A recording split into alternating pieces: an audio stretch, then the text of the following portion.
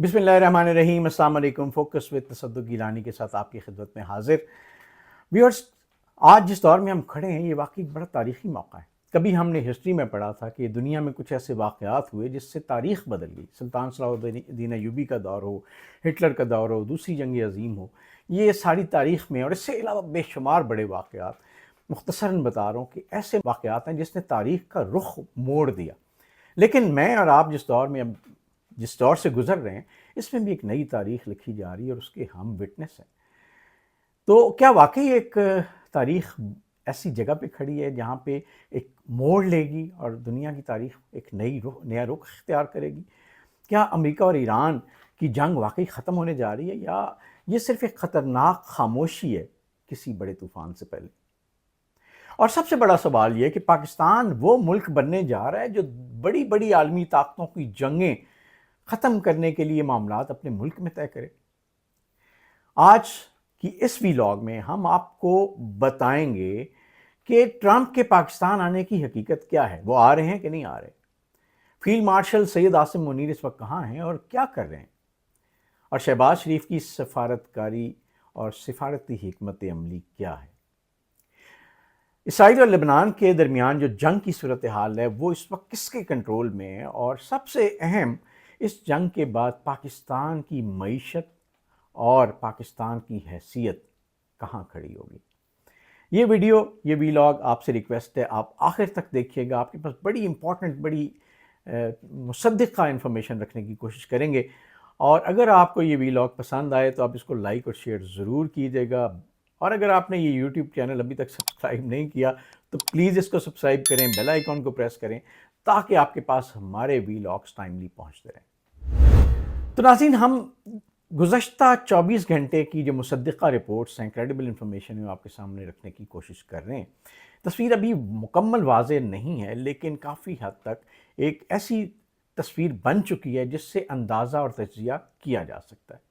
America और Iran के दरमियान कोई अभी तक हतमी मुआहिदा तो नहीं हुआ, लेकिन एक इंटरम डील या एक, जिसे आप कहते हैं, आर्जी मुआहिदा इस वक्त हो चुका है, जिसकी वजह से एक खूनी और ख़तरनाक जंग इस वक्त अल्हम्दुलिल्लाह रुकी हुई है। अहम बात यह है कि पाकिस्तान के जो मीडिएशन के बावजूद अभी भी बड़े इख्तलाफात मौजूद हैं, वो कि वो चंद एक रह गए हैं। यानी कहाँ 15 पॉइंट्स और 10 पॉइंट्स, और अभी जाके 2-3 ऐसे मामलात हैं जहाँ पे बात अभी रुकी हुई है, और वो भी उसको भी हल करने की कोशिश की जा रही है।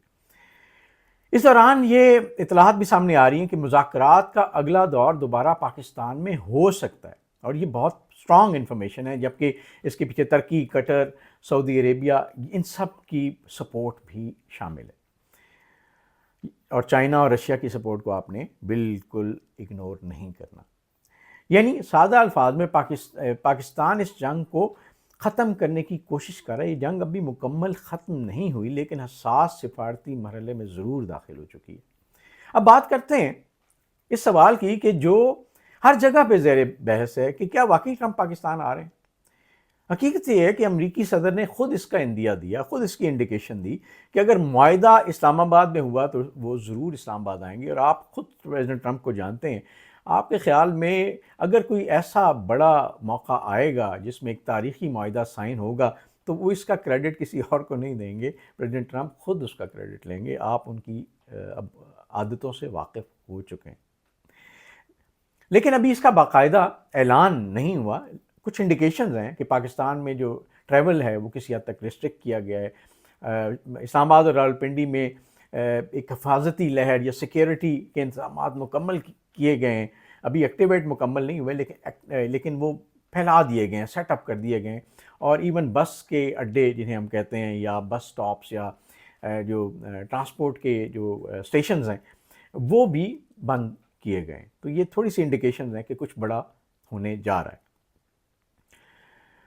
अब आते हैं एक और अहम और हसास मसले की तरफ कि फील्ड मार्शल सैयद आसिम मुनीर इस वक्त कहाँ हैं और क्या कर रहे हैं।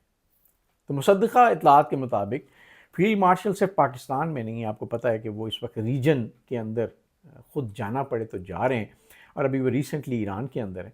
और ईरान के अंदर हैं या थे, मैं इस हवाले से इसलिए कह रहा हूँ कि मेरे जैसा आम आदमी भी अपनी एक्टिविटी जो है ना 2-4-10 दिन बाद पोस्ट करता है, तो ये हो नहीं सकता कि इतनी इंपॉर्टेंट मूवमेंट को लाइव दिखाया जाए।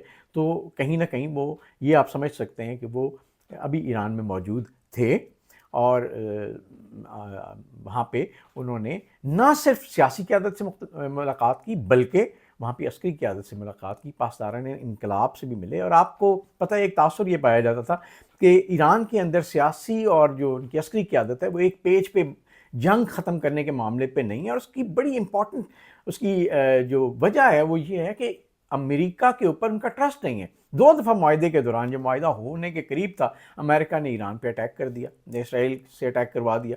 تو بیسیکلی اس مس ٹرسٹ کو ختم کرنے کے لیے آپ سوچیں یہ کتنی اہم بات ہے کہ سید عاصم منیر نہ صرف ملکوں کے درمیان کوارڈینیشن کر رہے ہیں، بلکہ ایک ملک کے اندر بھی اگر کہیں عدم اعتماد ہے تو اس کو بھی برج کرنے کی کوشش کر رہے ہیں۔ اور یہ بھی ایک آپ نے بات ہسٹری کے اندر یاد رکھنی ہے۔ اللہ کرے کہ یہ ایک معاہدہ ہو اور دنیا امن کی طرف جائے۔ اس میں اللہ تعالیٰ نے پاکستان کا اور پاکستان کی لیڈرشپ کا بڑا اہم کردار بنا دیا ہے، اور یہ خاموش اور انتہائی مؤثر سفارتکاری ہے۔ جیسے میں نے کہا کہ اس حوالے سے ہم اندازے لگا سکتے ہیں، لیکن کوئی پراپر انفارمیشن، بہت پراپر انسائٹ کسی کے پاس نہیں ہے۔ اگر آپ سن رہے ہیں تو اس کا مطلب ہے کہ وہ صرف محض اندازے ہیں، شاید لوگ یقین کی بنیاد پہ یہ کہہ سکیں، لیکن ایسا نہیں ہوگا۔ دوسری طرف وزیر اعظم شہباز شریف بھی انتہائی متحرک نظر آ رہے ہیں۔ وہ اس وقت سعودی عرب، قطر اور ترکی کے دورے پہ ہیں، اور خاص طور پہ مختلف عالمی رہنماؤں سے ملاقات کر کے اس عمل کو آگے بڑھانے کی کوشش کر رہے ہیں۔ قطر اور سعودی عرب کے ساتھ رابطے اس لیے اہم ہیں کہ یہ ممالک خطے کے اندر بڑا اثر و رسوخ رکھتے ہیں۔ یہ واضح ہو چکا ہے کہ پاکستان اب صرف ایک آبزرور نہیں رہا، بلکہ ایک برج سٹیٹ بن چکا ہے الحمدللہ، جو مختلف طاقتوروں کو ایک میز پہ لانے کی کوشش کر رہا ہے۔ اب ایک اہم سوال کہ اسرائیل اور لبنان کو دیکھیں تو وہاں بھی کشیدگی مکمل ختم نہیں ہوئی، لیکن آپ داد دیجئے پاکستان کی کوششوں کی اور اللہ کی رحمت خاص طور پہ کہ وہاں پہ اسرائیل ماننے کو تیار نہیں تھا، لیکن پاکستان کی کوششوں سے، باقی الائز کی کوششوں سے یہ جنگ بھی رک چکی ہے۔ اس لیے یہ کانفلکٹ کسی وقت دوبارہ شدت اختیار کر سکتا ہے اگر واقعی کچھ معاہدے نہیں ہو پاتے، اور ایک طرف یہ اس کو سیز فائر کو ایکسٹینڈ کرنے کی بات ہو رہی ہے، دوسری طرف پریزیڈنٹ ٹرمپ کہتے ہیں کہ اس کو ایکسٹینڈ نہیں کرنا، بلکہ اس دوران ایک معاہدہ کرنا زیادہ امپورٹنٹ ہے۔ یعنی ملٹی فرنٹ ٹینشن ہے، اور یہ کسی وقت بھی خدا نخواستہ بھڑک سکتی ہے اگر معاہدے کی طرف لوگ نہ گئے تو۔